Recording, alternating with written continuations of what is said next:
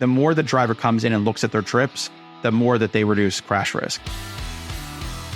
This is the Insurance Technology Podcast, where we bring interesting people from across the insurance ecosystem to discuss and debate technology's impact on the industry. Join us each episode for insights and best practices from industry stewards and tomorrow's innovators. Now, here's your host, Reid Holzworth. Welcome to the Insurance Technology Podcast. I'm your host, Reid Holzworth. In this episode, I'm going to be interviewing Ryan McMahon. Ryan is the SVP of Strategy and Corporate Development at Cambridge Mobile Telematics. And I'm going to be honest with you guys. When this came to our attention, Kristen and I talked about this. I said, telematics? I remember selling Progressive policies back in the day and trying to convince insureds to plug that thing called Snapshot into their cars. Doesn't seem that interesting. Well, when I met Ryan and talked to him, look, it is really interesting. It's come a long way. So stay tuned. In this episode, we're going to get to know Ryan as a kid. We're going to learn how he fell into insurance like many of us. Then we're going to deep dive into telematics and road safety. Really good stuff. Stay tuned. Ryan, welcome. Thanks for having me, Reid. Cambridge Mobile Telematics. We're going to get into this. Sounds like something out of a RoboCop movie or something. I'm just kidding. Most people got to know what that is, but we're going to get deep into that. Shows my ignorance around some of this, but I'm really excited about having this conversation. We're going to get deep into some things. But before we do, we always like to learn, about the person, about the human, about yourself, Ryan. So tell us a little about yourself. Where'd you grow up? What were you into? Play some sports? Like, how was Ryan McMahon as a child? Who were you?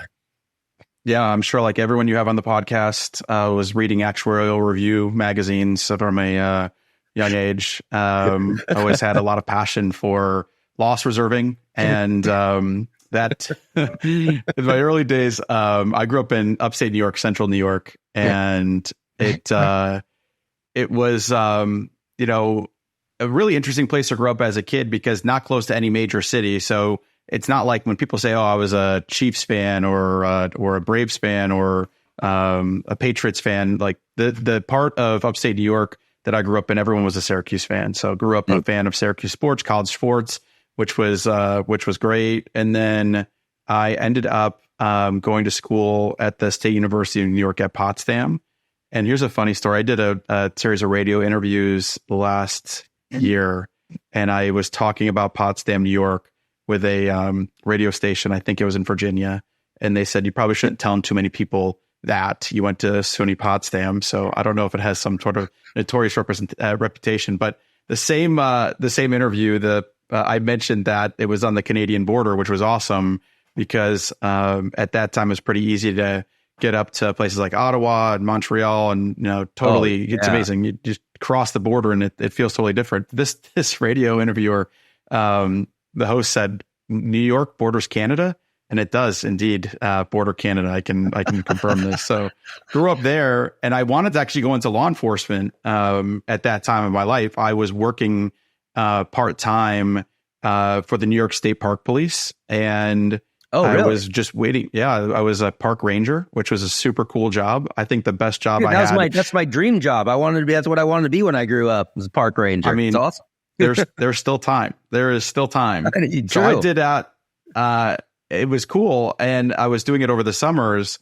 And one of the things that happened in that time though, was, I was like always a little bit squeamish around blood and trauma and that kind of thing. And I was like, if I'm going to do this, I need to jump in with 2 feet. So I actually became a New York State EMT at that time. And I volunteered with the Potsdam Volunteer Rescue Squad, which was, I think we had 100 square miles of territory and way upstate New York with not a lot of care close by. So we had a lot of helicopters that came in. And the first call that I ever went to, it was a fatal crash. And it was a sister that unfortunately killed her sister because she was intoxicated and the other was unbelted. So it's one of those things that road safety is stuck in my head for a long time. And when I graduated, I was just waiting for the tests because the civil service tests come every few years. But I had student loans at that time, so I needed to get a job. And I applied to like 63 or 64 places. I have a spreadsheet, still have the spreadsheet. I got calls back from 2. One of those was AAA, and they offered me a position to answer the phone to help people when they needed help. That's on the side of the road. The other was from Hanover Insurance, offering an opportunity in a claims rotation program. So that moment, I was not a first round draft pick by any means. Started as a claims adjuster, but the rotation program was awesome because it gave me so much experience in a super short period of time. Wow, that's awesome. A lot of people that I've interviewed on this podcast, they talk about the programs that these carriers had to get people in and get people in insurance, and it's pretty amazing. How some of these carriers just brought people in, and then boom, you're stuck, dude. So did you play sports or anything as a kid? I did. I played lacrosse, and my lacrosse career ended when I realized that the talent level that was around me was like 20x better than me. And I still remember this. We went to a lacrosse tournament one summer, and we were playing against teams from around upstate New York. And lacrosse was a Native American sport. That's really where the sport began. Oh yeah. And we played against a team from one of the tribes. And I remember just getting like knocked over all day for the entire day. And it's funny, the team that I played on where I went to school, they actually, the kids that were on that team ended up going and playing for national championship teams at multiple levels at Lemoyne, at SUNY Cortland, and at Onondaga Community College. But an interesting fact about me, and I don't know if this is super well known, but I actually dropped out of high school in my junior year. So I didn't have a senior year, and I spent my senior year washing cars at Bill Rapp Pontiac at the time. So I was a lot boy. I still remember this. My dad said to me, well, you don't have to go to school, but you have to get a job. And at that time I was selling TVs at Sears. And he said, which was super awesome, by the way, because they paid on commission. I didn't even know this at the time. Like, I had no idea. I was just like, whatever. They probably could have paid me a lot less. I said, I have a job because I was working part-time, but my dad said, you need to get a full-time job if you're not going to go to school, thinking that, it would be a short temporary thing. And I went to the car dealership and I said, hey, I want to sell cars. I was 16. And they're like, you can't sell cars, but you can be a lot boy. And I didn't even care what the job was. I just wanted to check that box. So I did that. And that gave me, I spent my senior year working, and it gave me the jolt that I needed because it showed me the path that I was going to go on if I didn't take school more seriously, and if I didn't dedicate my time. And I was like not a good student. I was a C student, D student in high school, and I just never really. I had friends that had dropped out at that time, and I was just like, I didn't conform, I guess was the easiest way to say it. But then when I got to college, and I was super lucky that I was able to get into SUNY Potsdam at that point, because I just was like already ready. Like, I saw the other side. I'm like, this is not a path that I want to be on. I do not want to be working, in the middle of the Syracuse winter, brushing snow off a car and whatever other things that entail. For me, I needed that course correction super early on.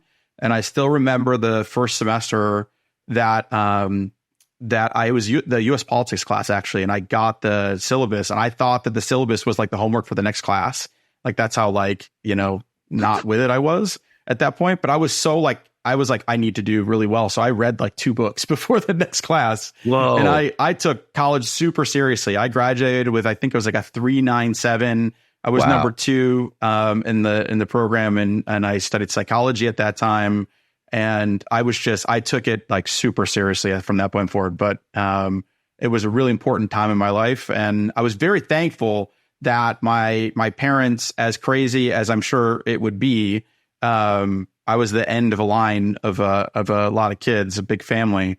And I'm sure that, it was not a good mindset from their perspective, but they knew that this was the right thing for me. They gave me the freedom to fail, I guess, to a certain degree. Yeah.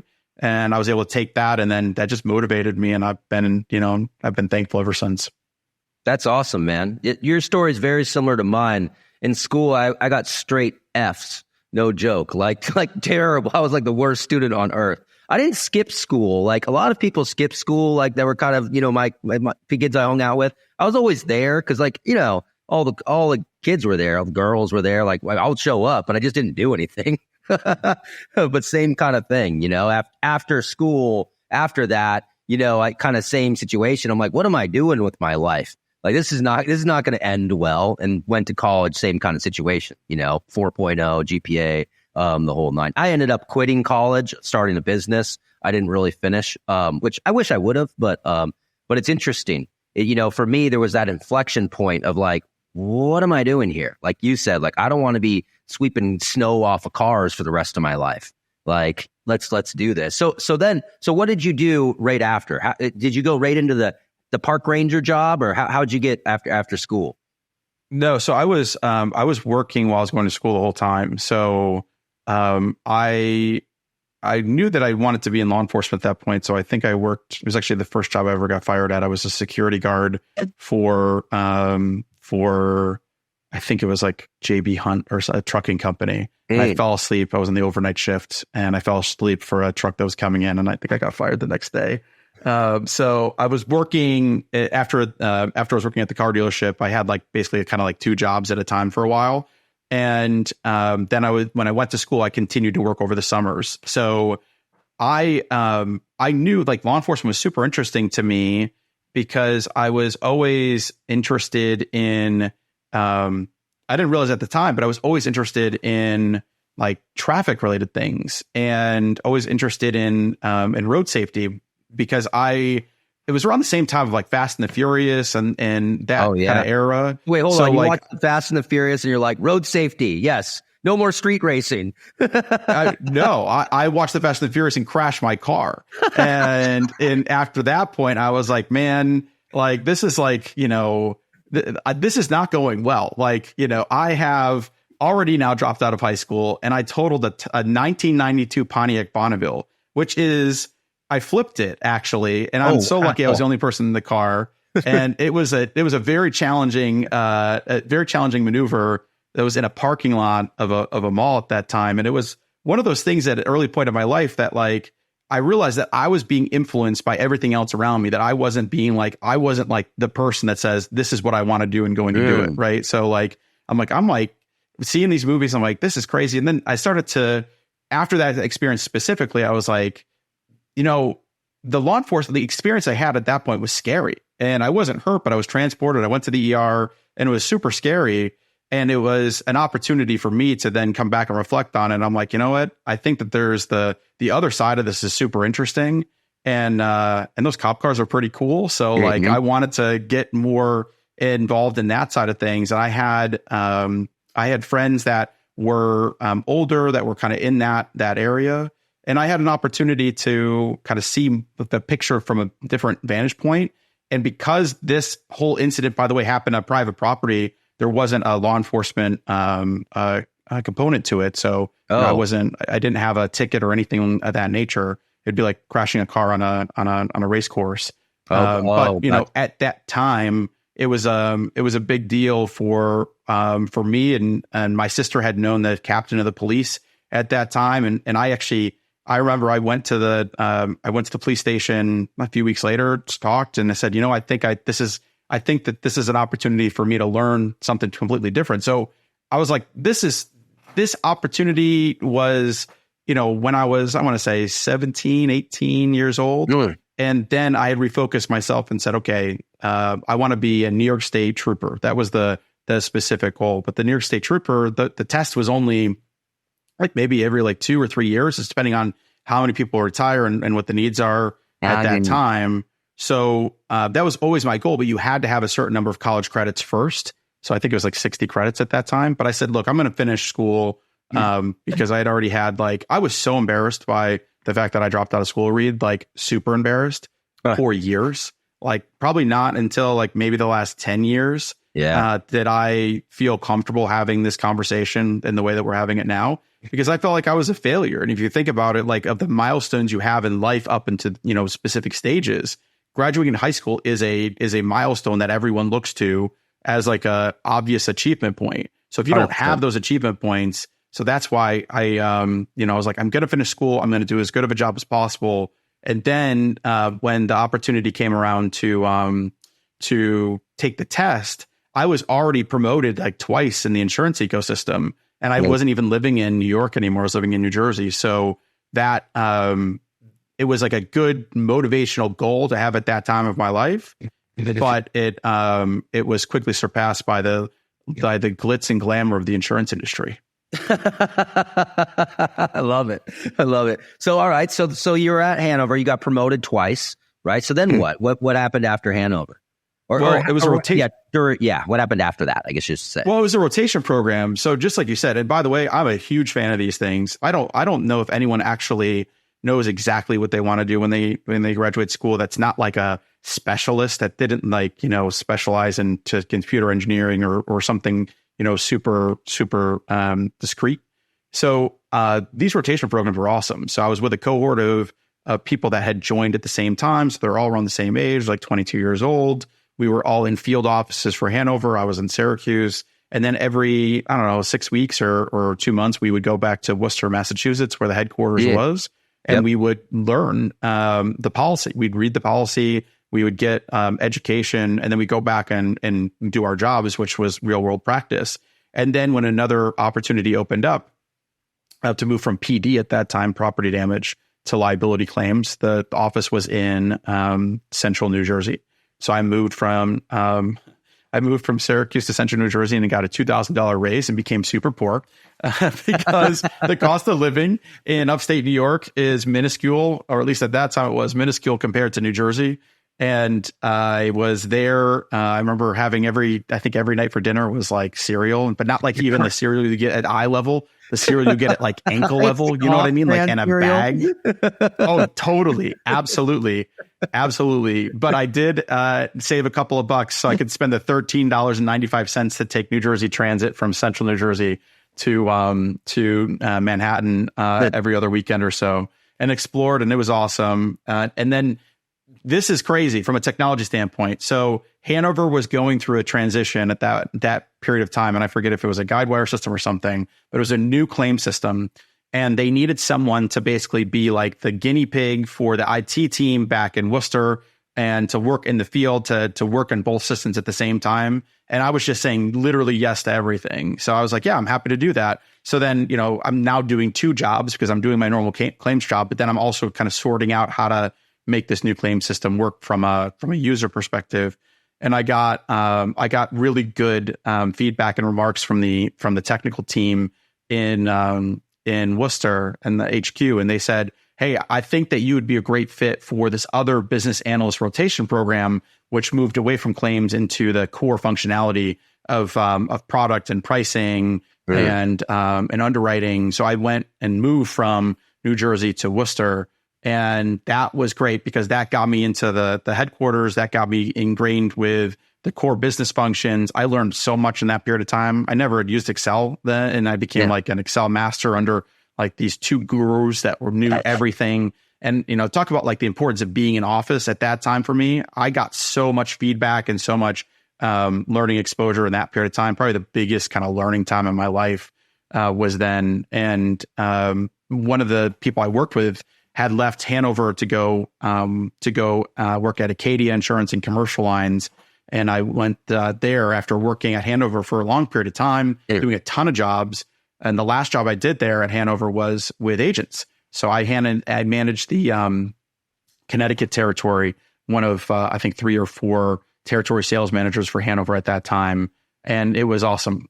Being out in the field was a great job, almost on par to the park ranger job. I was with agents, and it taught me so much about the actual like functionality of how, a small business grows and engages with the community and how they compete and the challenges that happen there. And I was able to bring my claims expertise forward. So, I learned the job from the crash level up, which is super useful because, ultimately that's what we're selling in insurance. We're selling a promise that we're going to put you whole. if something adverse happens. And a lot of people don't have the opportunity of actually interacting with like the methodology of how that happens, with dealing with someone with a first notice of loss, with dealing with the issues that occur relative to appraisal, inspection, coverage, liability, rental cars, replacement parts if they're not manufactured by the original manufacturer or not. Like it's a crazy world on the claim side.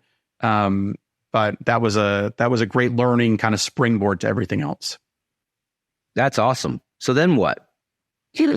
I went to Acadia Insurance. So Acadia is owned by W.R. Berkley, and a really important person to me, Len Ryer, was my boss at Hanover, and he had gotten to take over a branch there in New Hampshire. Len is one of these guys that, just absolute master of the business, incredibly important person because he not only was a boss to me, but like a very personal mentor and helped me in so many ways in that period of time in my life. And what was cool is I established such a huge friend base from Hanover, because there's so many younger people that were there in these rotation programs. Right. But at that period of time, a lot of people went through the rotation program and then left to other companies. So, that's one of the negative sides. And if you're an insurance company, you're going to put together a rotation program, thinking like past year 2 or 3 is super important, because you end up with these super smart, motivated, like alpha motivated people that now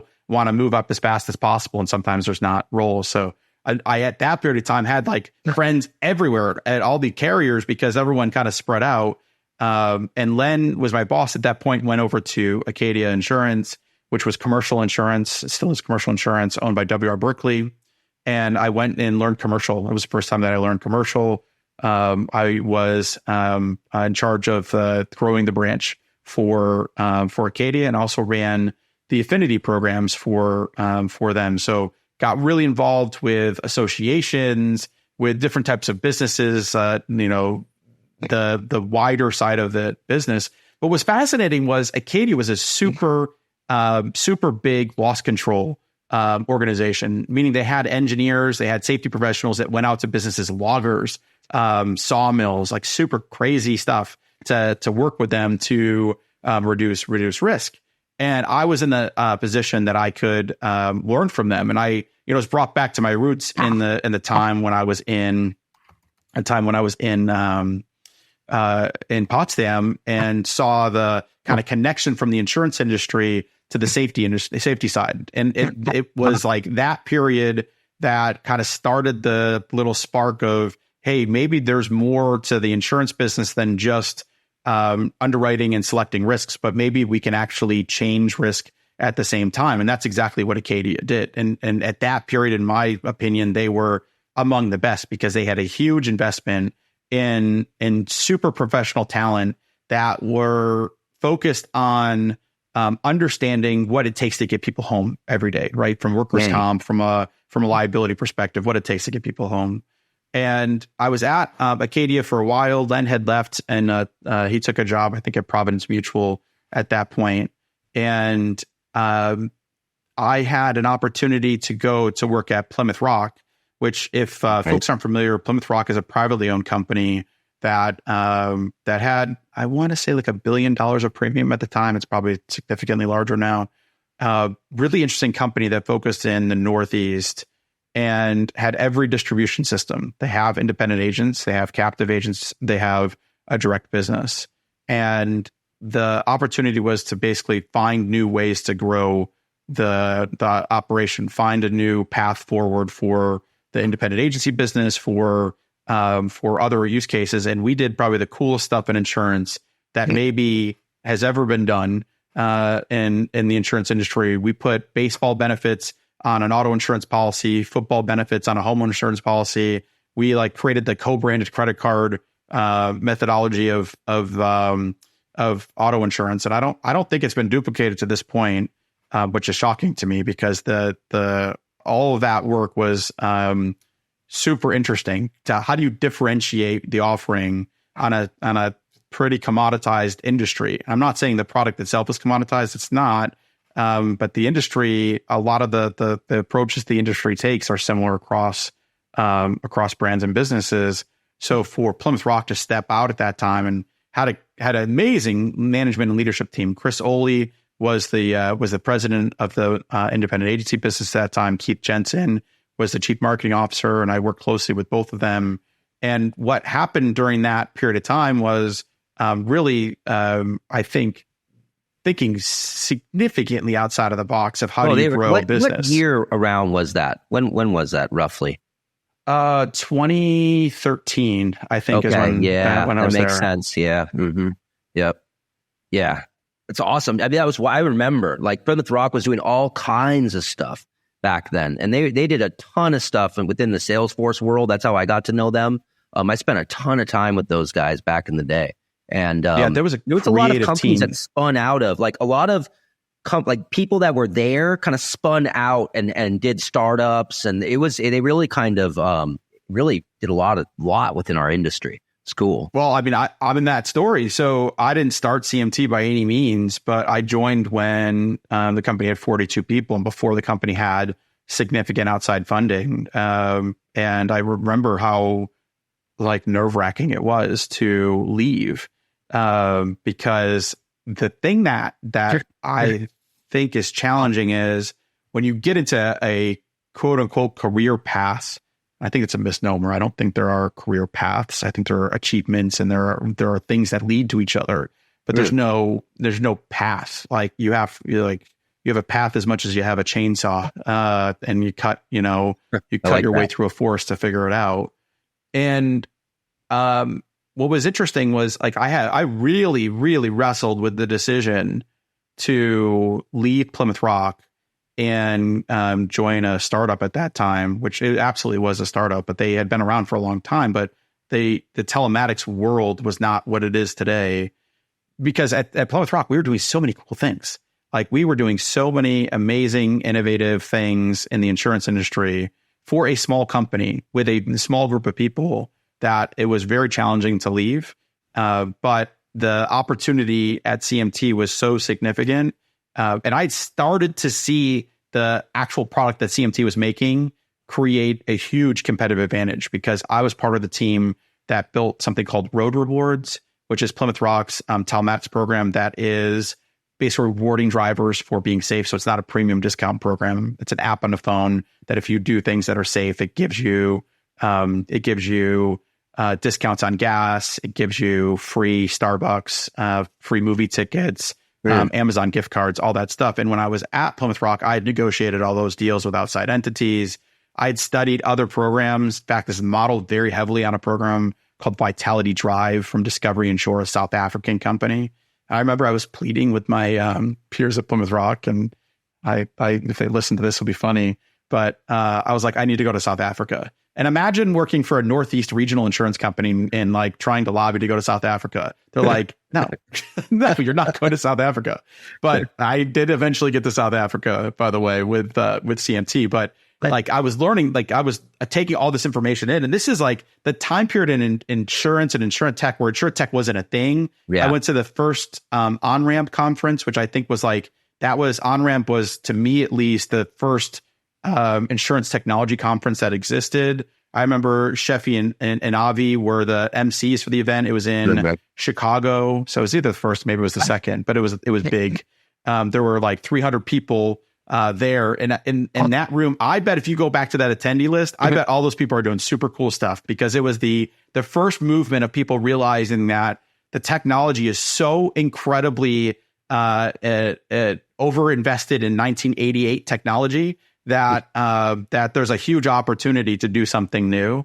And it was before the mega conferences. Like this was a small focused thing, one day in and out. And it was a super, I would say, very intense kind of period in time in the industry, because it was before all the venture funding. It was before all of the kind of attention. I don't think anybody was really paying attention to what was happening. FinTech was starting to bubble up a little bit, but not much.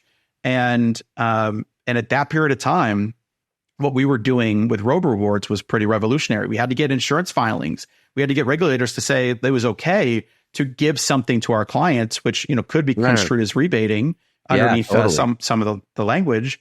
So we had to go out and convince the Massachusetts DOI and Connecticut and I think Pennsylvania at the time and New York and, in our backyard. And that work was really kind of, I would say, fascinating because it wasn't just the partnerships that we negotiated. It wasn't just the business model that we had to create internally to figure out what we're going to set the reward amounts at and how we're going to distribute it. It wasn't just the technology.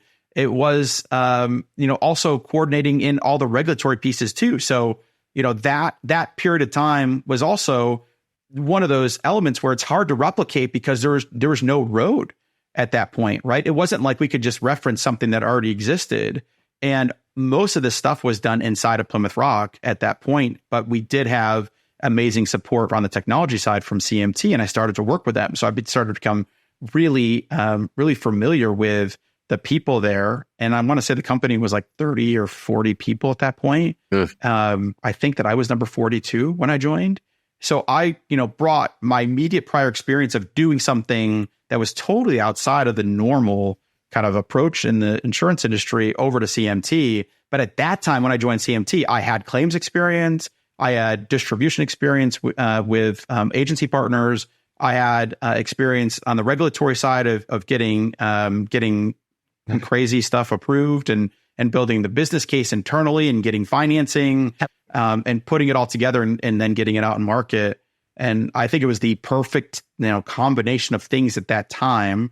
But if you ever told me that I would work for a tech company, I would have told you you're crazy because I still remember sitting outside of Liverpool, New York, the headquarters, the claims office for Hanover and Syracuse on my lunch break, listening to This Week in Tech, which is a podcast that was by Leo Laporte, used to be the tech guy on Tech TV. Like I was always like into technology.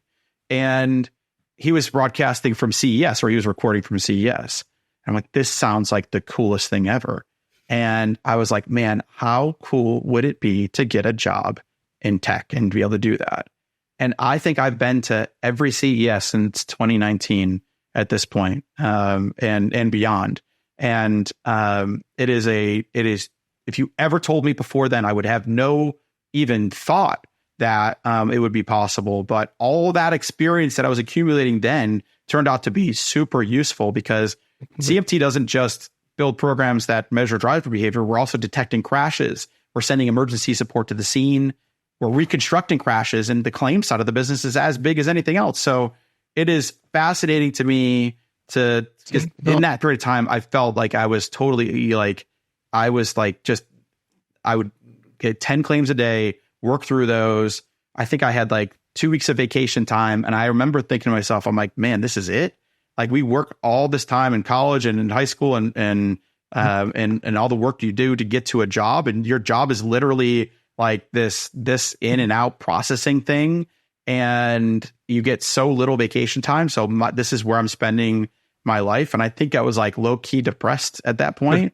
And man, I'll tell you what, now, like I talk to people that are like in, super advanced positions in, some of these different verticals that don't really have the hands-on experience of doing the thing that their tech actually is doing.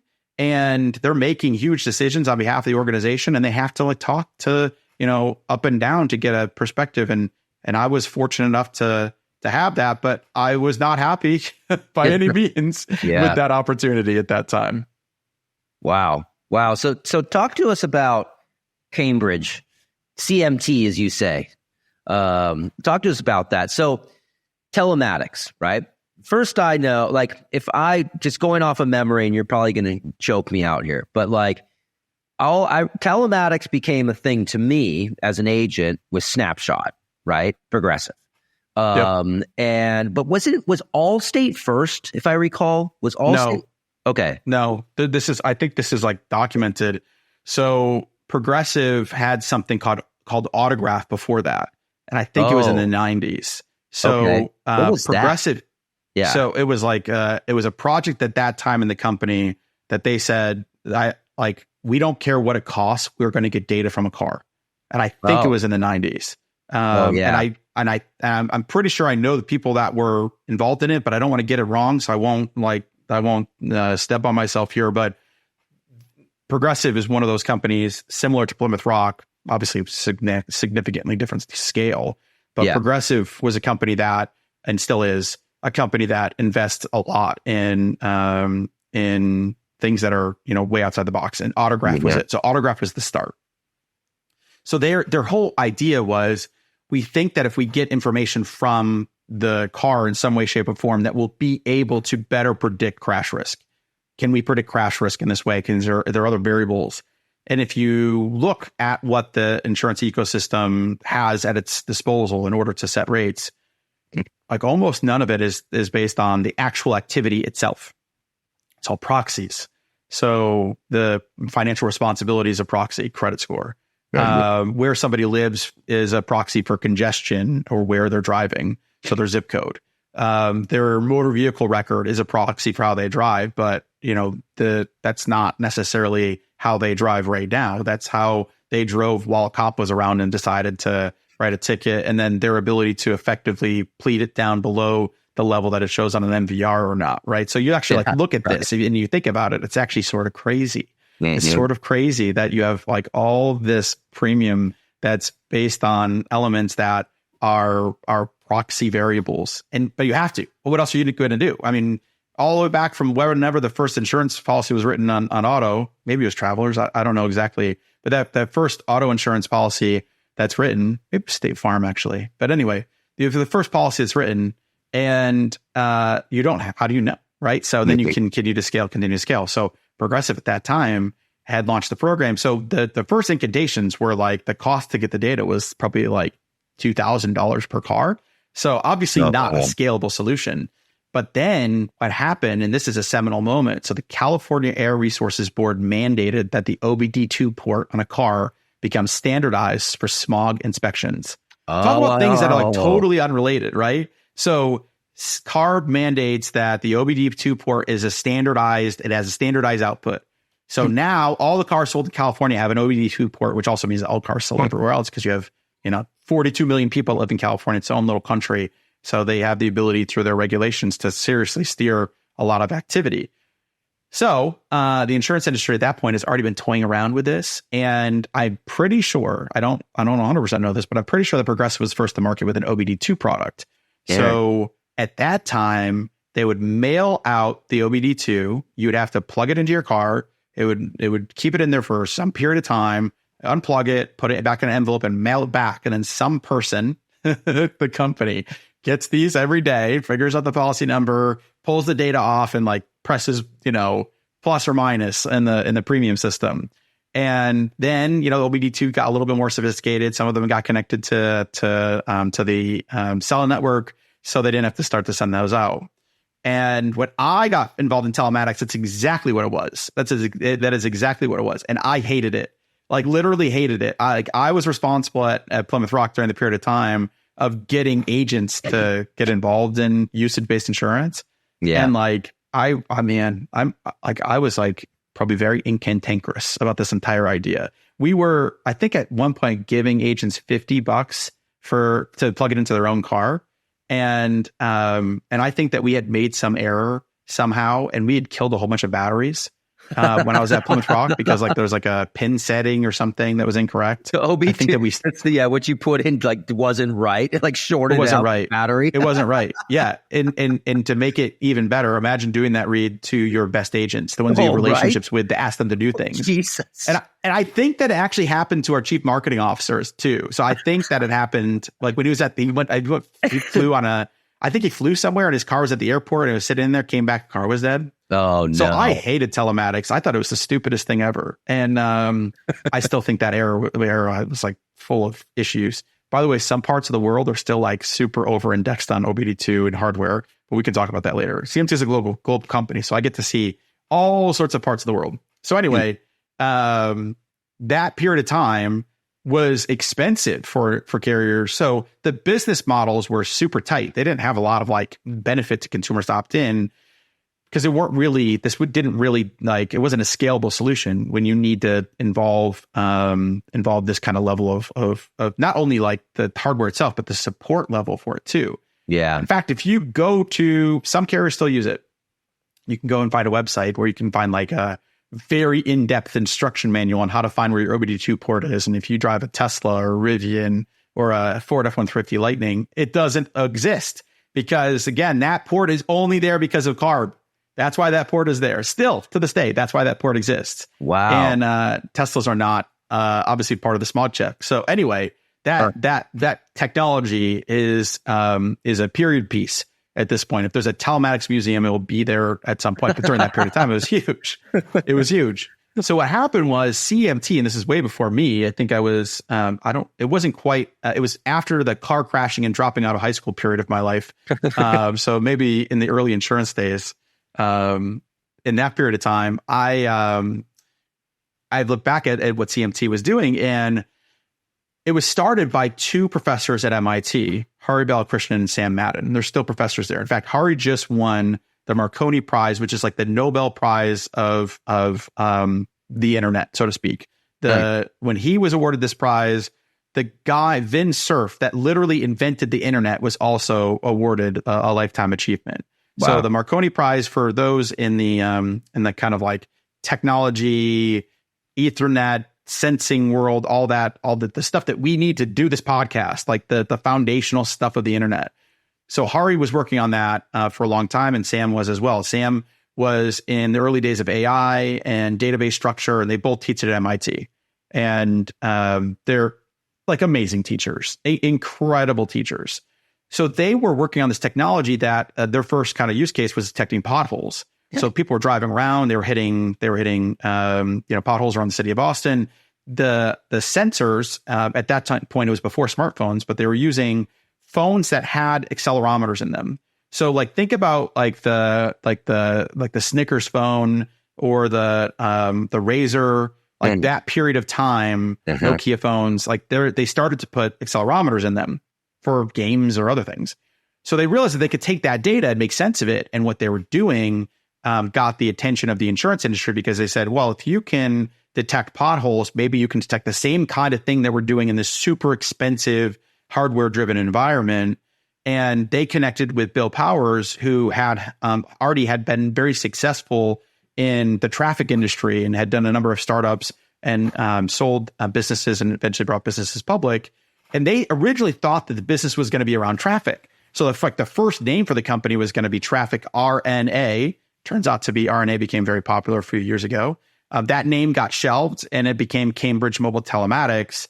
And then the insurance industry started to realize that the same stuff that they were doing on the hardware side could be done on software. The first company that figured that out was State Farm. So State Farm was really one of the first that started to dabble in mobile telematics, which today it really was like a catalyst event, because it created a very low cost way to gather individual driver behavior. And then it created all these business models that forked off from it, that go down to reward programs, driver improvement, core usage-based insurance, tons of different things, crash detection. None of that would be possible if the technology was taking up, all this cost, because the technology then, that cost then shrinks down significantly. And now there's all these new business models that you can create. So the tech was the catalyst to really a whole industry kind of taking off. But I feel like, so back in the day, like when we'd sell like the snapshot or whatever, you didn't really sell it. You'd kind of promote it to customers because it was good for retention purposes if they did the whole thing. But like plugging it in, if I remember correctly, this is like years and years and years ago, but a lot of what they watched was like braking, how much people brake and how hard they brake, I guess to show congestion, where they're at, and just like speed up, slow down. But it wasn't necessarily watching like speed and whatnot. And so I wonder like now, like, so if I'm plugging in to the OB2, I'm seeing like the throttle and like all of it and whatnot. But I would assume on the mobile device, you can see speed and maybe you can see like braking in that way, but I would almost assume that it'd be better to be plugged in. No? Maybe. I think that what happened though was the programs that were plugged in were only measuring limited variables, but more important for a limited period of time. Oh yeah, so, true. Because you'd send it in like 2 months later, right? 2 months later. They experimented. I would tell customers like, oh, just drive real good for the next couple of months, like this kind of thing. Seriously. Yeah. And by the way, there are still companies that were doing that. So like if you were an agent in March 2020 and you sold that with those short-term monitoring programs, those people, like in some cases, have lifetime discounts depending on the way that the carrier was set up. So like there are some people sitting on like the 2% mortgage interest rate equivalent of a UBI score from March 2020, April, May, that kind of thing. But what happened is the industry started to realize this technology is substantially cheaper and we can monitor continuously. So with the early days, an individual's driving behavior, like the thought was that people don't change. So if you can look at them for a period of time, you got it. Like that's how they are. That is totally not the case. Like that is 100% absolutely not the case. In fact, if you signed up to be a like gig driver right now, what we have measured is your time that you're spending on the app could actually change your risk profile immediately because the nature of their task, the context, where you drive, why you drive there, the road around you, the conditions of other drivers, all of that stuff factors into your own individual driving risk. So there are really no safe and unsafe drivers, even though that the nomenclature and a lot of the work that goes into it is like, oh, this is a good or bad risk. That's like for the moment. But like I was a terrible student in high school, but turned it around in college. People can have bad moments of time that don't exhibit the way that they drive continuously. And if you give feedback to drivers, and here's the big thing that none of that stuff did, it didn't tell you how you were doing. Like on the whole, you didn't really know how you're doing. It's just like this thing that's sat there. Yeah, totally. And it's like stepping on a scale that doesn't have like a number to it. So you just keep stepping on it and I'm doing the thing. Great. And you're like, why doesn't my pants fit anymore? Right. So like, if you have the ability to create this closed ecosystem where you're measuring the behavior, that behavior is predictive, you continue to expand the universe of elements that are predictive to that, you provide feedback to drivers to that approach, and incentives and structure that then allow that person to maximize their own personal financial condition. So now you're tying driving to their finances. Now you're tying driving to some positive element, not just not getting caught. So it has changed the dynamic considerably. And what really the tech has done is given the insurer the ability to not only predict price and crash risk, but actually change it and reduce crash risk and actually fundamentally make roads safer. So now where we're at is the foundation of the company, by the way, the mission of the company, CMT, is to make the world's roads and drivers safer. And you can do that if you give feedback. You can do that if there's incentives. You can do that if you're accurately measuring risk. You can't do that in this, in this headless environment. So yeah, there may be tons and tons and tons of factors that, the more data that's out there, the more you understand what leads to a crash prior to a crash. What I can tell you is what we have found is that yes, hard braking is, if you are a constant regular hard braker, that is indicative of future crash risk, because what you're doing is you're not allowing yourself enough time to adapt to things that happen around you. And that is like a huge issue. If you don't have enough time, it's like if you're playing baseball and you're not looking at the pitch and you're just waiting for the sound of the bat, it's already over. The ball is already past you. And some people don't know that they are not as good at that. They just don't know. And it's funny because if you ask drivers, if you go out and survey drivers, and this happens over and over and over again, it's like official stuff, 90% of drivers say they're better than average. How do people get feedback? They either get stopped, they have someone in their car that gives them feedback. And by the way, nobody takes that well, right? The backseat driver. No one's like, oh, thank you so much. You know what? You're so right. Or another driver decides to give you a hand signal to inform you of your quality of your driving. And that's it. If you don't get feedback, you don't know. And the driving, learning process sort of ends at 16, and then you're like thrown to the wolves. So over a long period of time, you don't think that even Max Verstappen is like studying every single one of his movements. And when it comes to us, it is the number one killer of people from young age to like, mid to late 30s before other diseases catch up. It is literally the number one killer just getting into a car. So, it's just like this totally divorced component that is a problem. And the more that we can do to connect these financial incentives and feedback, then you can change it. So that's sort of what changed in the last, I would say, 4 to 5 years. So in the apps, and I haven't used one of these newer apps, probably a good thing in my case, But you're paying too much for insurance if you're not. I can guarantee you. But like in the app, is it really saying like, hey, this is like, is there like a meter there, if you will? Like this is kind of where you're at, and if you were over here, if you made these changes, you know, hey, let watch a little YouTube video on how to like not use your brakes as much, kind of thing. Like, is that like what we're talking about here?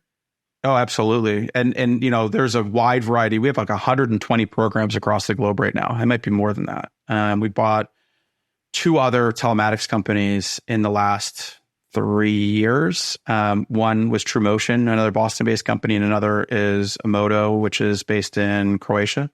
And you know, in all of these programs around the world, there's lots of different variety in the ways that this goes through. But we were just at the Transportation Research Board, was like the Super Bowl for transportation geeks.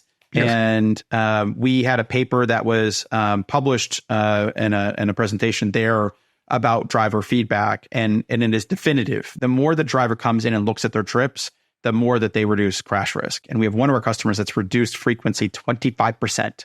And, you know, they're experts at it, global experts at it. So like, it's not, there's not a, that's massive. 25% for sure. For sure. This is this Discovery Insure, the company that I mentioned that Road Rewards was inspired by. Discovery Insure's whole ethos is shared value. What can we do as an insurance company to put ourselves in the same position as our customer to reduce crash risk or to reduce risk overall, whatever that risk is? They have lots of different business units. And, you know, what's happened is there's now behavioral scientists that are working on this. It's not just actuaries. You know, we have actuaries, we have data scientists, we have behavioral scientists. The insurance companies have these things now too. Insurance companies are now connecting more with the road safety community. Progressive sponsored a study that happened at the Children's Hospital of Philadelphia. I mean, there's like really cool stuff about researching what type of feedback, how often, what type of information. We have a thing in market called hard brake alerts that gives feedback to drivers audibly that tells drivers that we detected a hard brake. And that helps people understand not just like the in-app feedback, but real time that there's some information. We have other stuff that's like that too. So really, it's a transition away from it. You know, it didn't start like this. It started as a pricing tool to do better than all the proxy stuff that exists out there. And what happened was over time, people realized that not only can we predict crash risk, but we can actually change it. And man, if you can change it, this is a Wall Street report a few years ago from Mike Zaremski, who was at Credit Suisse at the time, he's out Bank of Montreal. He said that if Progressive reduced frequency by 1% reduction in frequency, they increase earnings per share by 9%. And this is, you know, when Progressive was under $100. So from an investment standpoint, when you realize this, the real challenge is how do you get more drivers to engage in these programs? How do you get more drivers to engage in these programs? And that is still not a solved issue. Still not a solved issue, especially in agents. Yeah, no kidding. Because you still have to convince the insured to get the app and do the app and follow along with it, right? Here's the thing that is universal truth. For whatever reason, the bulk of the independent agents are not as, I don't know if it's confident or crisp in explaining how this works to a consumer as that conversation goes with a direct conversation or a captive agent. And I think maybe it's because there's maybe too many options and there's a lot of detail. And as someone that came from the IA world and spent a long time in it, you know, I have tremendous amount of respect of tons of friends that are still independent agents. And what I would say is that it's just the data. If you look at, are people favorable to this approach? Do you want control of your insurance price? Do you want more capability to determine what you pay? Do you want feedback on the things that filter into this? Are you open to this technology? The numbers are like 80 plus, surveyed by us, JD Power, you know, number of different times, continue repeated. And that number keeps climbing, by the way, keeps climbing. Then people that are asked, are you willing to opt in? That number, so are you favorable? That's number one. The second thing is, you know, actually, when you're asked, do you opt in? The take rate, so to speak. That number is like 70%, 75%. So the number one problem is that consumer awareness is high when people shop directly with the company or with a captive agent. Consumer awareness is really low in independent agents. So I don't think that consumers are being asked. I don't think that they're being asked. And I think that That's the number one issue. That conversation is not happening in IAs because there is enough carrier mix that they can get to around the right price without taking every single step necessary to get someone the absolute bottom line best price. That's no knock on it. It's probably one of the advantages of the system that there is so much variability or inefficiency between companies. But what's happening though is the carriers that are invested in their telematics programs, they're growing incredibly fast and they know so much more about risk. So go back to the first part of the conversation.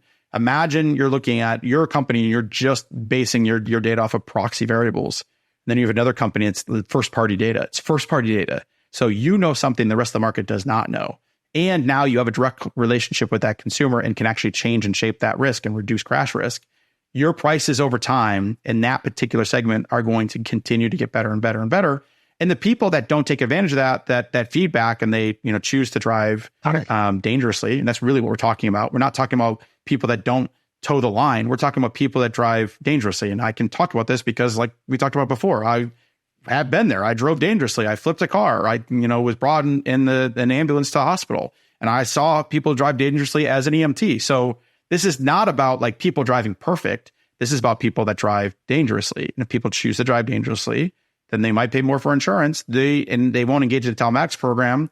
They'll go to a carrier that doesn't have it. And over time, it's like little by little, like taking 1 gram of sand off the beach and just putting it on to a scale. And over time, that's just going to create a massive imbalance for independent agents and independent agent carriers. And I think it's a major issue. And it's not that consumers aren't interested in it. It's that agents haven't really embraced it as much as other distribution channels, because companies like Nationwide have great programs. That program is fantastic. 15% upfront discount as a consumer. And that program is reducing distracted driving. And Nationwide is doing a ton of work. So like, it's not like these programs don't exist or they're not well architected. They are. But generally speaking, across all of if you just weigh the 3 channels, the independent agency distribution just is not as engaged in telematics as others. And I think partially, Reid, it's because of the first part of the conversation. The first tech that came out was not good, right? Like the first utility of the approach. I don't think, my personal opinion is, I hated it. I personally did not like it. And I can't imagine if I was an agent trying to continue to try to find someone's OBD port and, trying to put my head under in a car and tripping over McDonald's French fries while doing it, I'd just be done with it. And I think that today's telematics is so different than what was out, a decade ago. But like, let's get down to the brass tacks here. Like, how much could I save? Really? Some carriers are 40%. It depends. 40%? Oh, see, I didn't know that. See, like the snapshot stuff back in the day was like, I think it was like maybe 15, The max. start is 15. So the upfront discount, your upfront, the minute you switch is 15. And then you see the meter and it shows you how you're driving and it shows you your areas to improve. I'm not speaking about Progressive specifically. I'm speaking overall. Nationwide's program is 15%. State Farm's program is 10%.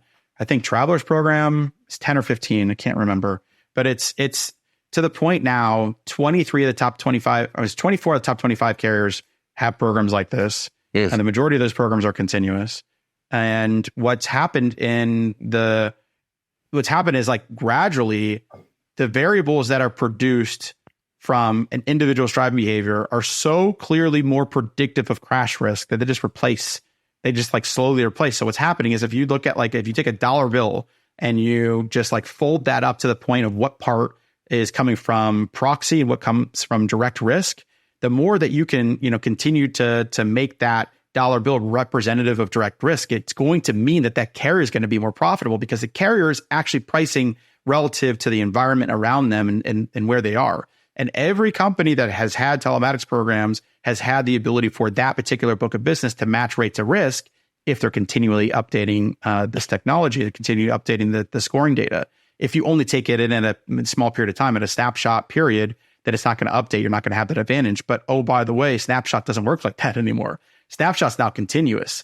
So, that's really what's changed. Is it used to just be like this tiny little corner of the dollar bill. Mm-hmm. And, it's not half, but it's working its way there because it has more representation of the actual risk that's observed and it's over the life of the policy.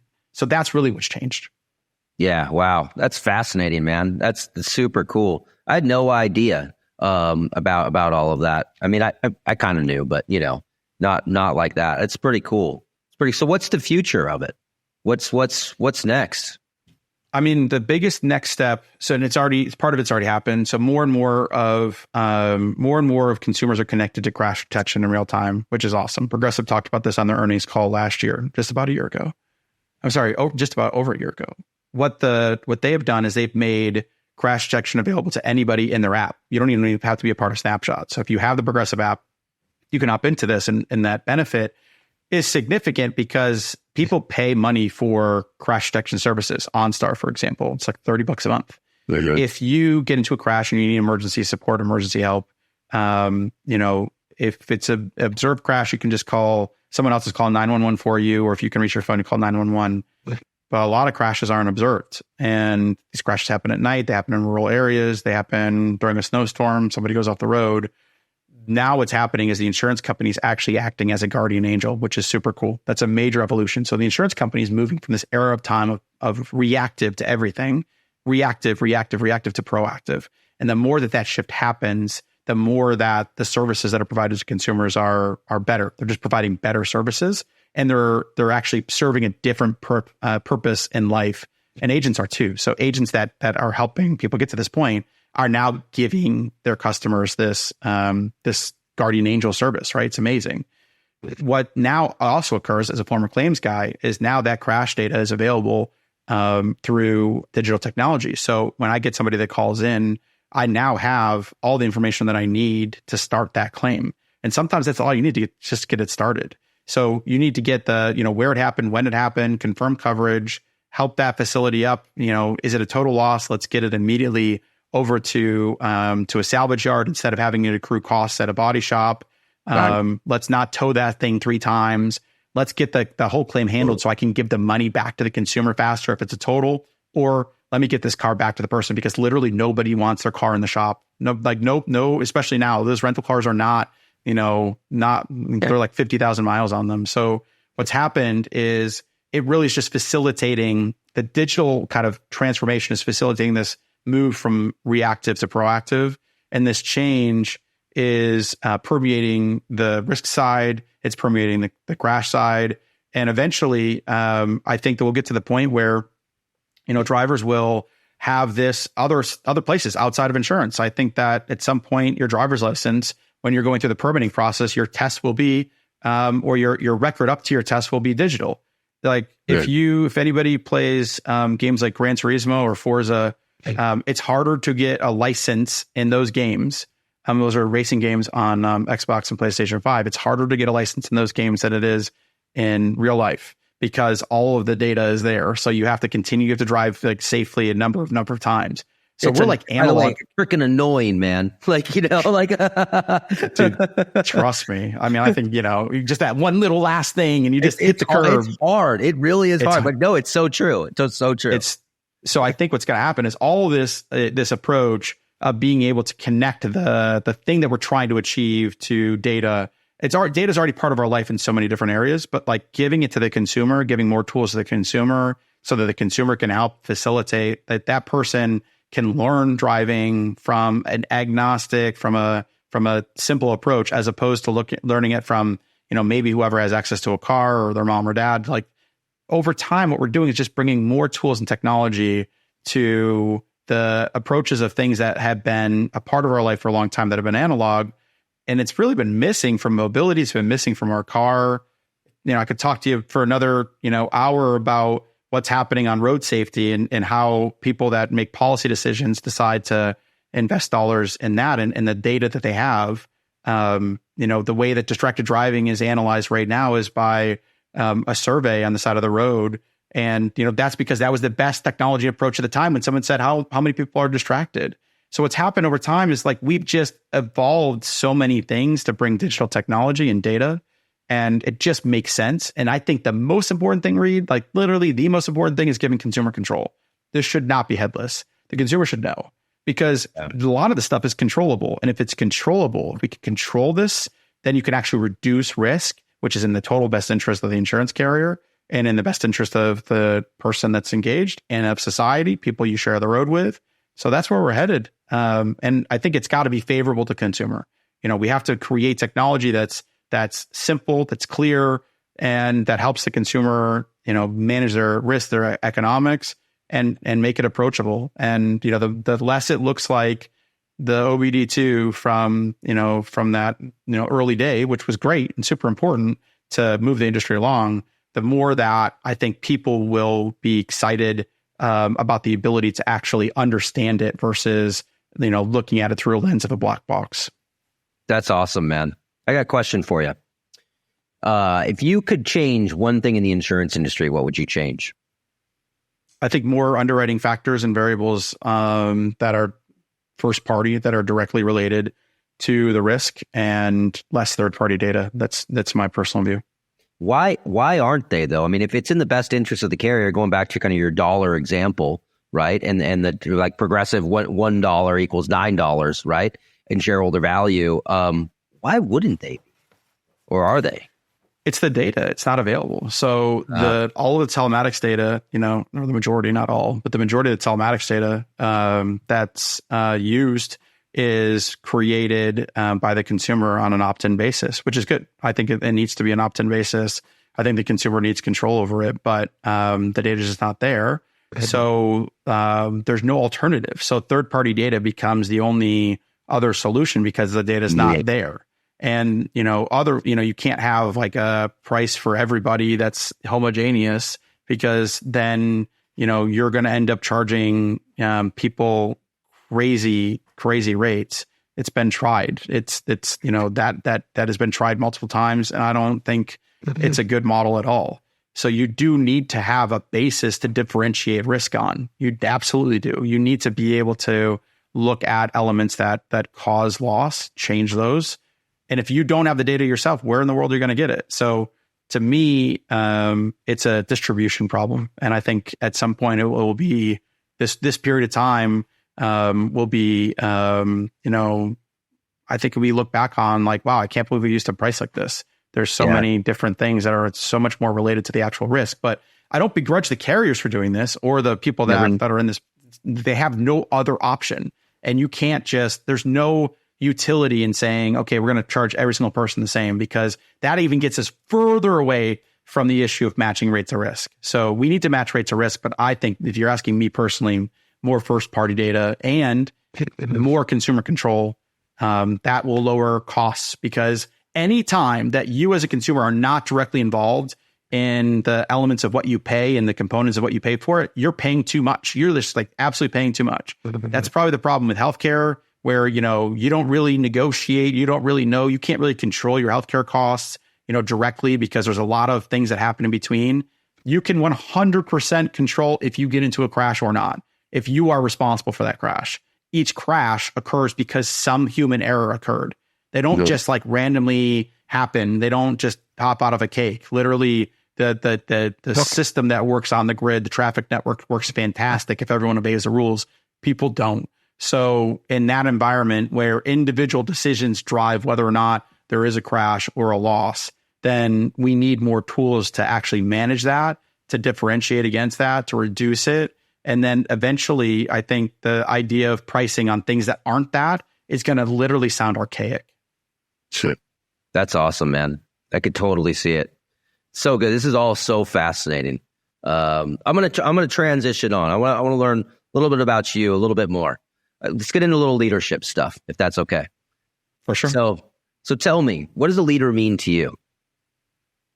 I think someone that helps you be your best, like your best, not their best, but your best, because every person has skills that they can contribute that are unique to them. And I think that the more that there are individuals that can help people become that for themselves, the better that will work. I think the challenge is that sometimes people don't even know what that is. So sometimes leadership is hard to you can't manufacture it. So every environment and scenario can't necessarily have leadership. And I think that's a bit of a misnomer, that we're always going to have leadership, and leadership, sometimes you have management, management is just the controls of functions. management isn't leadership. It's not the same thing. Leadership is about the subject, not the person that is doing the activity, I think. When in your career did you realize you were a leader? Or do you believe that you're a leader? Yeah. I don't know. It depends on the context. I would say that in some aspects, I think what's actually the biggest change that I've seen in myself where I feel comfortable saying that I am a leader is when I put forward ideas or concepts or approaches that have helped to resonate and move things forward, whether it's the idea or a person. And it's at that point that I look back and I've exhibited leadership, but I don't think I personally am a leader. I think that you exhibit leadership in particular times. And then in other times you find yourself as a killer wingman or woman. I think that if you always think that you are the leader, then you're going to quickly fall into a scenario where it's about your ideas, not about what's right. So I don't think that I'm like a leader, so to speak. I do think that I have leadership on a lot of cool things. And I've been really fortunate to be with people that have allowed me to bring, the best out of them too, right? It's a two-way street. And I've worked with people at CMT, outside of CMT, that I've been super impressed with how they have brought their skills and to a point where they are contributing way more than I think they even thought when they started in whatever kind of endeavor it is. But I don't feel comfortable just saying that I'm a leader, but I do think that I've had opportunities to exhibit leadership and in the verb active as opposed to the noun definition. And when I don't have the ability to be the leader, I'm happy to be in the flock and helping to execute other people's excellent visions. Sometimes I have them, sometimes other people do. That's great. That's great. How do you define success? Oh man, that's a tough one. I think it's super context dependent. Sometimes success is based on getting a policy change. Like when I first started, telematics was not able to be used in New York. It was not, mobile telematics was not allowed by the New York State Department of Financial Services. It wasn't allowed in Massachusetts. And one of the things that I personally set out is I want to make it so consumers can choose to opt into these programs. And, what do I need to do that? We did that. It's awesome. And, there's those type of opportunities are obvious, right? Because there's a clear goal and it's a clear win. But sometimes success is like 5 years ago, we didn't publish any research really at all on the analysis that we had. And I created the first distracted driving report that we built at CMT. And now we're working on, I think, the 5th iteration at this point. That is now being used by advocates to get laws changed. It's being used by departments of transportation to assess the success of their ability. Like that to me, when I'm using the definition in my answer, but like it's some stuff is so long tailed that it's very clear. It's hard to, you lose a little bit of the initial piece. But success is contextual. What are you trying to accomplish in a given time? And sometimes success means, just an iterative tiny step on getting there. And some people get way too lost at the end goal. And it is very hard to get to the end goal. Like if you're trying to lose 20 pounds, 1 pound is freaking cause for celebration and success. You just have to start somewhere. And the biggest thing is like the hardest thing to do, I think, in life is to start on big, challenging things. But man, I hate working on small stuff. Like I just don't, I only want to work on big things. And Bill Bowers, who's the CMT CEO and co-founder, he's like, don't play small so that others can play big. He's like, work on big things, impactful things. And he has, done amazing work of getting a company from, this research idea and awesome technology to the point now that he created an entire industry. That is success, right? For me, it's big stuff And it doesn't mean like big stuff just to swing for home runs. Sometimes big means just getting around the bases and scoring a run, and the process is just getting on base. So it's it's contextual. That's awesome. What a great answer. How do you give back? Well, one of the biggest things that I focused on is one of the hardest things. I work a lot with advocates that have lost loved ones from road crashes.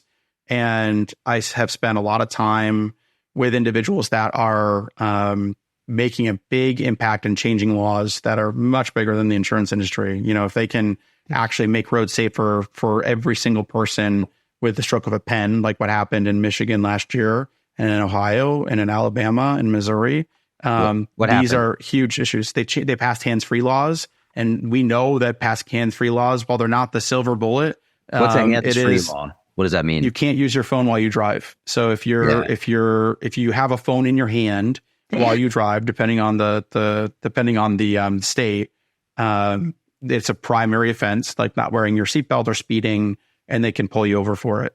And you just need that law so that then you can start communicating to the public and you can start talking to them. So these laws don't do anything from a business perspective. It's not a CMT, related component. But it means a tremendous amount to work with the people that are actually that they've been unfortunately and irrevocably impacted by these scenarios. And from a personal perspective, I've seen it, from a lot of different angles. And if I personally can make a difference on it, I absolutely feel obligated to do it. So it's not even like something that's like, oh, I'm giving back. It's like, this is obvious. It's like a compulsion that needs to happen. So that's, I would say, probably the biggest thing. That's great. And that's big, man. That's really big. And that's impacting a lot of lives. That's really, really cool. It's really cool. So what do you do for fun, Ryan? Well, I just turned 40 and my 40th birthday, I went backcountry snowboarding, and it was awesome. I was in British Columbia, and I've got a group of people around me that I've been able to do a lot of really cool stuff like that. And these are people that I've known from the insurance industry from forever. So the connection back to those early days of forming those friendships have stayed with me. So I had people that were, in my and other rotation classes with me, 18 years later or whatever it is. So that's fun. And I love outside, man. I love getting outside as much as possible. And I realized that there was a period of my life that I was just like, this sounds like, if I heard this from someone else, I would cringe. But I was literally just working. I didn't play golf. I didn't do anything. I spent no time engaged in things that were like for fun, that just purely for fun and just for me. Yeah, and I've been able to do that a little bit more in the last few months. And it's hard because when you're at a super fast growing company, it is really hard to take. If you're a motivated person and you think about work in the shower, it's really hard to not just do that one extra thing and put that trip off because you might have a work thing that pops up. And that's been a big part of my life. And I'm really happy for that, but also realize that life is like somewhat like an hourglass, and at some point the sand just stops. And if you over-index on any one part of your life, it's going to make you filled with a whole bunch of regrets at some point. Maybe you won't even be able to think about those regrets because you don't even have the opportunity to. So I think it's important. Wow. That's great. That's great. If you had unlimited time, what would you do? But I also have unlimited money in that case? Yeah, sure. I don't know. I think I would. I ask these questions. I don't even know the answer to that one. Yeah, I don't know, man. I'd probably build something super cool. I'd build something. I'd probably become I'd probably just make music. I think I would learn how to produce music, and I would just be like a music producer, I think, because I love music. I think that's exactly what I would do. Very cool. Last question. What's your drink of choice? Oh boy. Tequila soda. I think tequila soda is, it's like my number one go-to standby. Yeah. Casamigos, Blanco, soda, ice, a little bit of lime. Ooh, that sounds good. That sounds good right about now. Well, hey, man, this was great. Fascinating stuff, Ryan. Really, really cool. I want to thank you so much for joining, man. It was really, really good. Thank you, Reid. This was, I've done a fair number of podcasts. I don't think I've ever talked about this stuff. So I appreciate the opportunity to get a little bit into it and really, let's solve the independent agency distribution thing. Can we do that at some point? Because that is, to me, there are a lot of good people out there that are in that space that, like yourself, maybe have just not known about this stuff. Yeah. So maybe that's a step 2 at some point. Starts with education, man. And I think a lot of people are going to get a lot out of this. It was a big education for me, and it will be for many, many others. It's really cool. And especially now, like, even for the consumers, when everybody's just bitching about premiums and whatnot, it's like, here you go, And so, listen, the consumer price index was at 3.1, I think, last month, and right around the same thing. Half of a point from that was insurance price that went up 20% in the month of January and in December. So you could actually make the argument that if insurance prices weren't what they were, if roads were safer, then mortgage rates would be cheaper. So like we need to get on this because insurance is now affecting so many people, and it's like it's going to take a minute for it to calm the waters. So the only thing that's available is you get control over your premium. That's it. It's great, man. Thanks again, dude. It's good stuff. Appreciate it. All right, we're back. Ryan McMahon. What'd you think, Kristen? Well, I do have a soft spot for people that have ties to Massachusetts. But no, I loved his story. I loved that, similar to Deb, he got into insurance by one of these programs that the carriers have out there. So kudos to Hanover for bringing somebody into the industry that has stayed and is still providing value to the industry. Totally. It changed my perception of what telematics was. Yeah, I'd say so. I just thought it was that thing you just plug into the car, and like he said, used to be you just plug it in and you hope that you're doing the right thing. He said, like, what did he say? He said something like it's like stepping on the scale and then the scale doesn't give you a number. Yeah. So you just keep doing it to hopefully it's doing something. Hopefully your pants will fit better. And then like, I mean, when I was an agent, I used to tell people, just drive really, really good. And I think I remember like one of the hacks was a lot of it was due to braking, like how much you were braking. It wasn't as much acceleration, but like hard braking, fast braking made you a riskier driver. So I used to just tell the insurers, like, drive really nice, really safe for 30 days, send it back in, and you get a discount on your insurance. That trusted advisor, Reid Holzworth, insurance agent. It worked. I just like the connection into road safety. So to the point of, let's take this information to help advise drivers on how to be better drivers.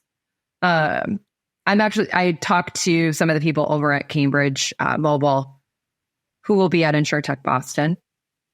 They have an annual road safety survey. So it'll be interesting to hear and see some of the things that they're learning from the telematics information that they're getting within their organization. Yeah, totally. I mean, it's potentially a really big impact to safety on the roads for people. I mean, just like the alerting and letting you know, and what did he say? There's like no good or bad drivers, right? What did he say again? It's like no good or bad drivers. It's just put it in a really good way. Good or bad risk, right? It's the risk that you're looking at. Yeah, it's the risk itself. And it's not like people are trying to do this kind of stuff. Things just happen. And ones that are making these mistakes more often than not are the riskier drivers. And so why not put technology around them to help them understand that? I mean, it's pretty game changing, I guess, in a way. And the cost of insurance using this kind of model and people that are actually really good drivers, it's like, why not? Why not give them a lower rate in a really crappy zip code? You know, right? Yeah, that's a whole nother episode about where you live impacting what you pay for insurance, right? So, yeah, no, it's crazy. It's crazy, dramatically different between zip codes depending on where you're at. Yeah, I really liked Ryan. I really had a lot. He's got a lot of passion for this industry. His whole story, and him at Plymouth Rock and all of it. He's got a lot of passion for this industry and really for road safety. And he like he said, that his Fast and the Furious experience and him causing chaos with his own vehicle, right? And then really digging in there and trying to impact the world in this way. Kudos to him. Yeah. That's pretty cool. To me, it gives him so much more credibility that, he's lived that, right? He was the person who was being a little crazy to the point of flipping a car, I think is what he said, right? And then now looking at it for his job and just trying to make everybody better, but also make insurance a little less expensive because you're utilizing technology to help. I think it's good timing too. I mean, so many people are upset about the price of insurance right now because of the market. And, especially on the personal line side, people are just over it. And these are tools and things they can use. And for the agents listening to that, promote this stuff, guys. I mean, it helps with retention, put it out there. I mean, I think it's good. Look, if I go to quote my insurance, a year from now, and I'm getting this great rate because I'm driving well, nobody's going to be able to compete with that. So why not? Why not promote it? And then if it's helping your insureds and helping, people become safer drivers, that means it's safer for everybody else around them and around you as well. So I think it's a pretty good mission. Pretty cool. Agreed. Well, on to the next one. On to the next one. Many more to come. Stay tuned.